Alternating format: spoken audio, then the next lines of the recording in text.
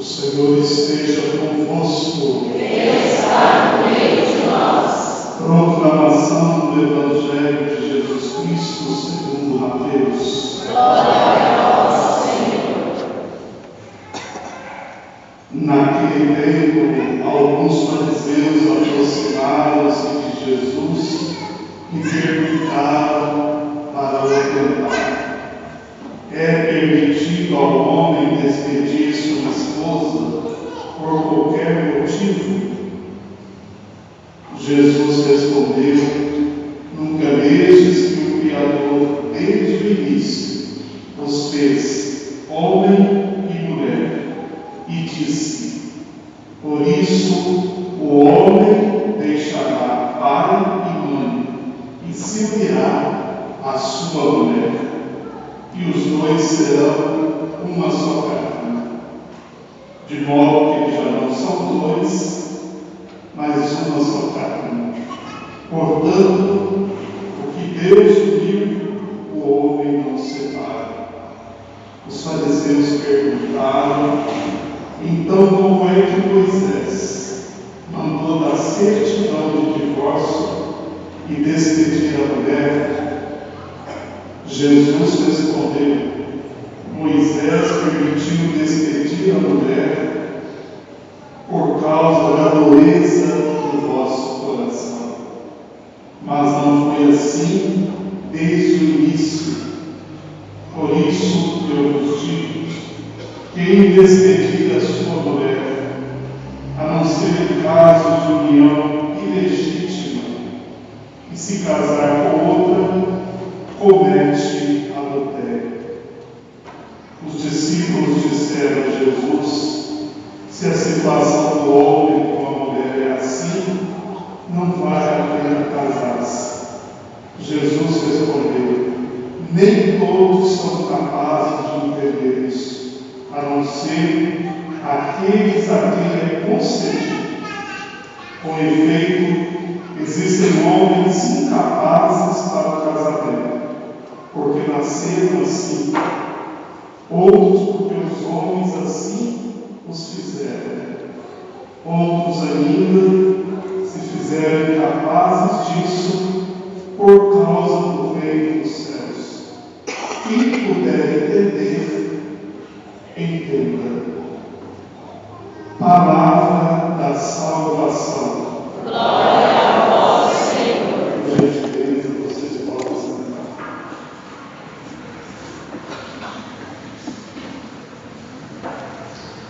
Queridos irmãos e irmãs, estamos quase que encerrando a Semana Nacional da Família. Creio que a gente poderia fazer a seguinte pergunta: será que a família católica, a família cristã, será que os casais que se colocaram um dia diante do altar,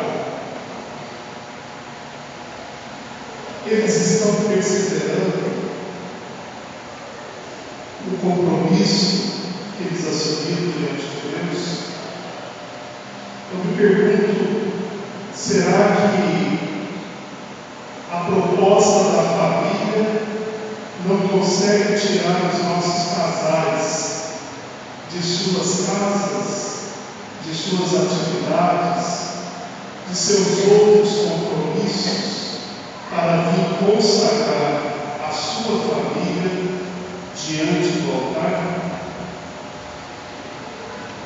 Nós não temos que colocar panos quentes numa realidade que a gente enxerga, queridos irmãos e irmãs. A família, ela vive uma crise de comprometimento e de identidade com Deus e entre eles mesmos. Às vezes nós não nos damos conta de que não é agindo desse jeito que nós vamos viver a vocação pelo qual consagrado diante de Deus.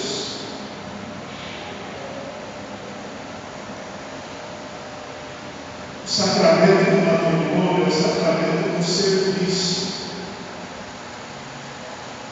Não simplesmente da submissão, mas um serviço que tem, em primeira ordem, elevar a dignidade da união conjugal.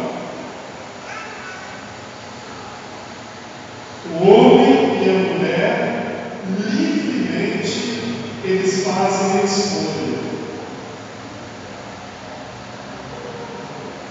Queridos irmãos e irmãs, não são apenas dificuldades de temperamento, de relacionamento, ou mesmo a forma como foram educados e criados, que às vezes a gente faz plantar no seio da igreja e da sociedade a crise familiar. Essa primeira leitura da profecia de Ezequiel, ela é maravilhosa, ela é linda, ela é profunda, ela é poética, ela é verdadeira, porque ela vai mexer na cicatriz, vai mexer aonde de fato estão acontecendo as grandes lacunas para que a família possa prosperar e ser testemunha. Ezequiel vai dizer assim: ninguém teve dó de ti, e nem te prestou algum desses serviços por compaixão. Ao contrário, no dia em que nasceste, eles te deixaram exposta em teu caderno, porque desprezavam a tua vida. Então eu passei junto de ti e te vi, que te debatis no próprio sangue, e enquanto estava em teu sangue, eu te disse: vive. Queridos irmãos e irmãs, Deus, Ele tem um amor de predileção por nós. Podem ter certeza disso. Ele nos ama. Apesar das nossas infidelidades, o Senhor nos ama. A expressão de Deus que vê, de Deus que cuida, de Deus que propõe, é pessoa viva, está se referindo, evidentemente, queridos irmãos e irmãs, a uma cidade que se deixou viver a infidelidade. Não é diferente de muitas de nossas cidades, não é diferente de muitos e muitas famílias, que deixou que fosse semeado no seio da família a cisânia, o mal, que deixou semear no coração outros deuses.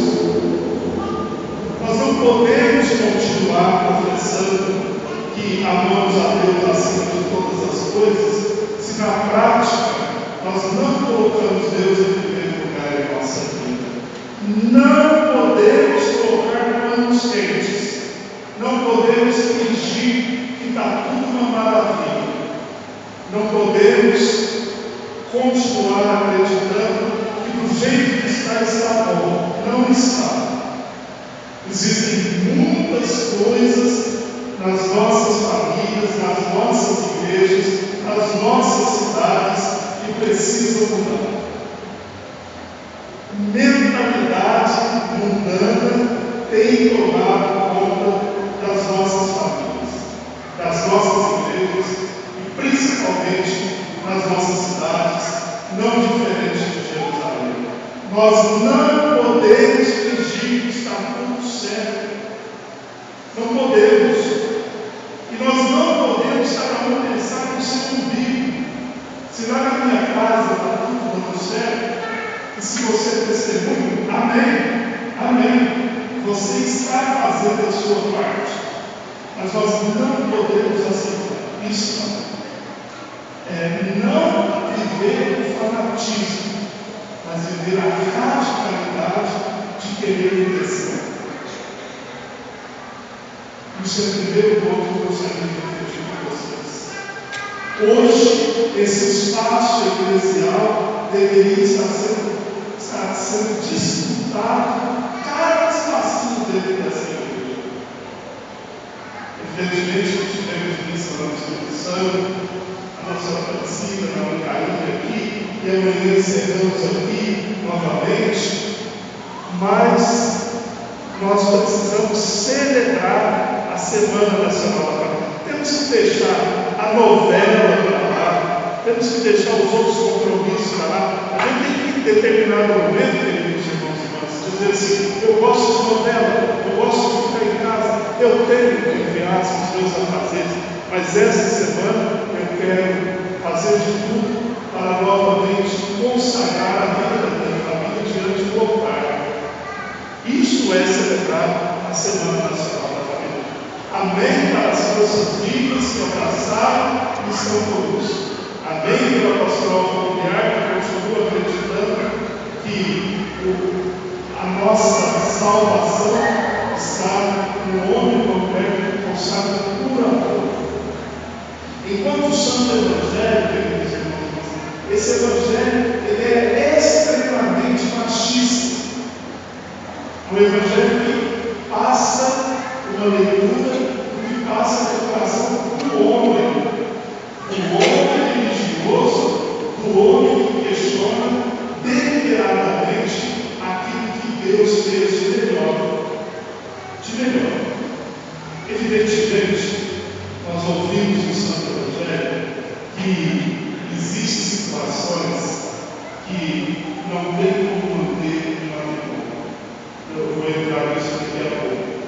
Mas a palavra de Deus diz que Deus criou o homem, o varão e a mulher, e os dois juntos se tornam uma única só carne. A igreja usa uma expressão que diz que onde um está, o outro está. Não são dois separados. Você está aqui, se esposa fala, não. Se você está aqui e é casado, você representa o seu esposo.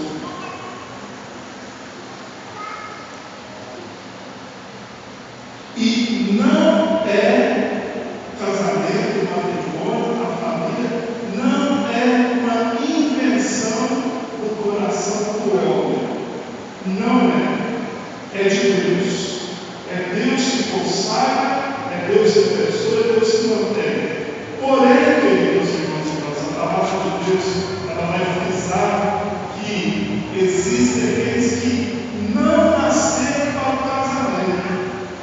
Aqui entra a sabedoria, a exortação, a orientação que vem de Deus.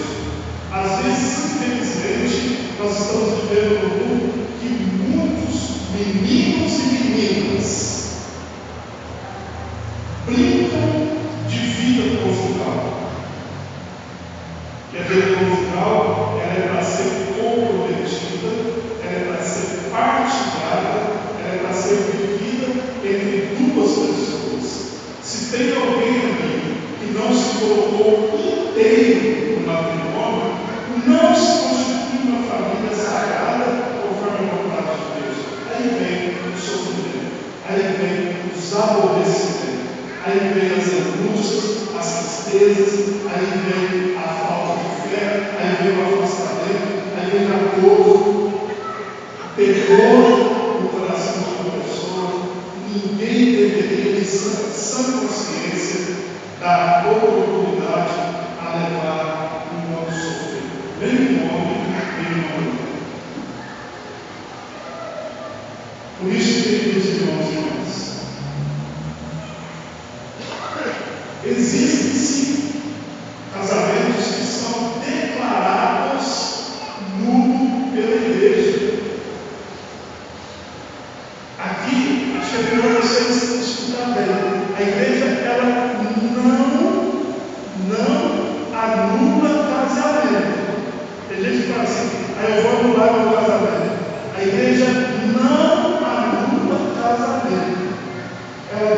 prepara e por algum impedimento dirimente canônico não houve matrimônio.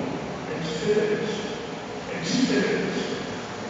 Algum impedimento, alguma coisa ali, criou-se uma lacuna para que a sacramentalidade conjugal não acontecesse. Então, se alguém um dia falar para vocês, eu anulei meu casamento, você conseguiu declarar o seu casamento nulo. Nulo. E de fato, existem casamentos como não deveria ter existido. Como existe também muitos sacerdotes que não deveriam ter sido consagrados. Em todos os lugares tem as suas limitações. Mas nós que acreditamos na família, nós que acreditamos na vida conjugal, nós que acreditamos na partilha de vida, eu sei que não é fácil. E tem gente que fala assim ainda, por que padre que nem casado foi tem que falar de família de casamento? Por favor, eu nasci de uma família. Eu tive um pai, uma mãe, irmãos.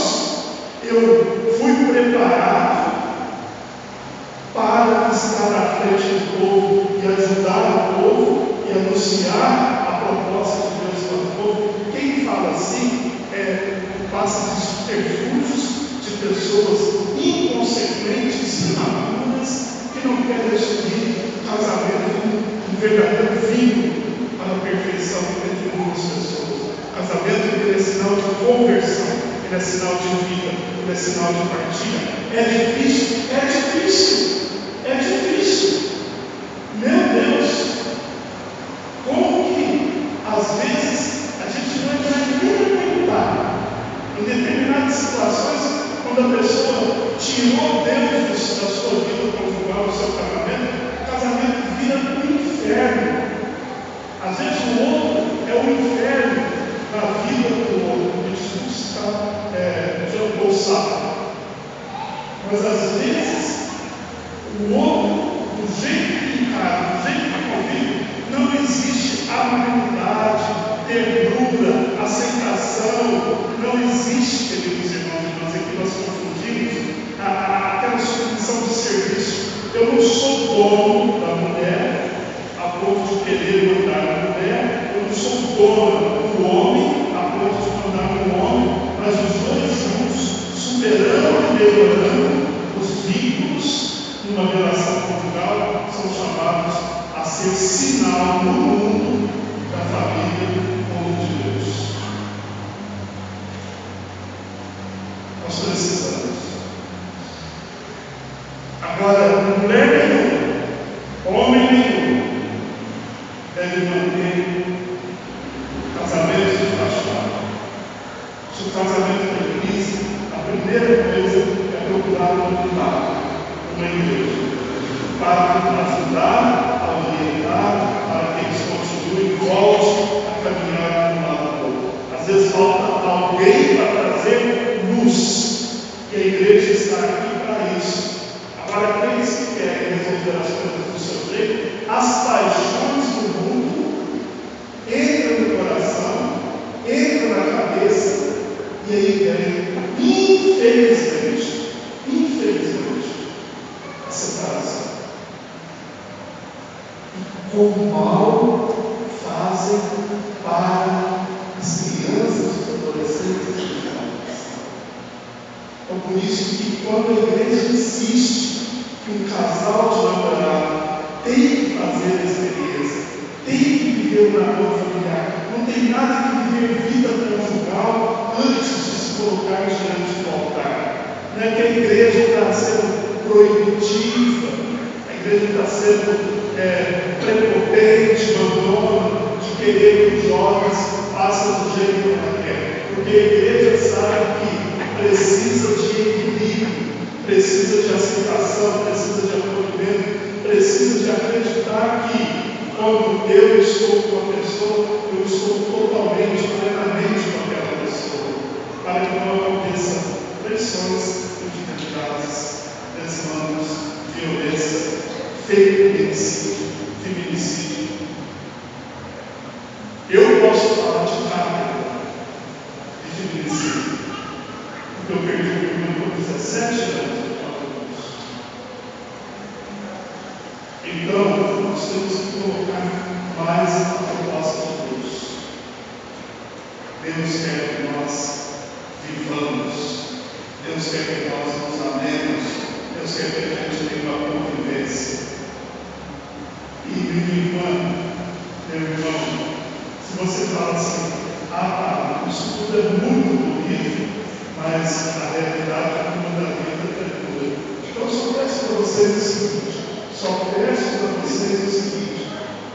reze pela pessoa que está precisando do perdão, a pessoa que está precisando transformar o coração. Nós temos um modelo dentro da igreja para dizer bem isso. Santa Mônica rezou pelo esposo Patrício para que ele se convertesse, junto com o filho e junto com o neto. Santa Mônica reza. Não custa nada o homem e a mulher rezar. Amém, gente? Está bravo, tá? Mas é bem isso que tem que ser. A gente não pode brincar com a vida do outro. O outro não deve ser perdido nas nossas mãos. Ainda no instante de silêncio, vamos refletir. Vou fazer uma perguntinha para você refletir. Como está a sua família? Sua família, como está?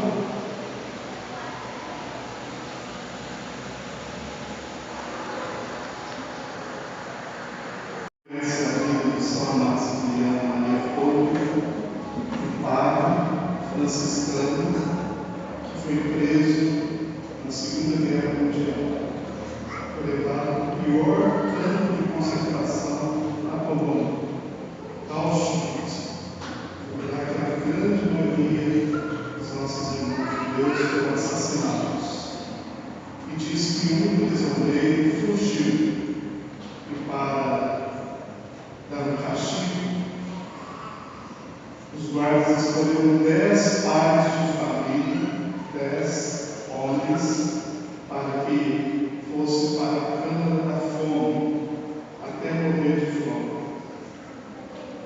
E como tinha ali um pai de família preparado, como ele se apresentou, o padre Frei Maximiliano Maria Couto deu um passo à frente e disse: eu vou no lugar dele. E foi, ficou muito tempo ali, com orações, com cantos, até serem mortos com injeção letal. Deu a vida por causa do outro, deu a vida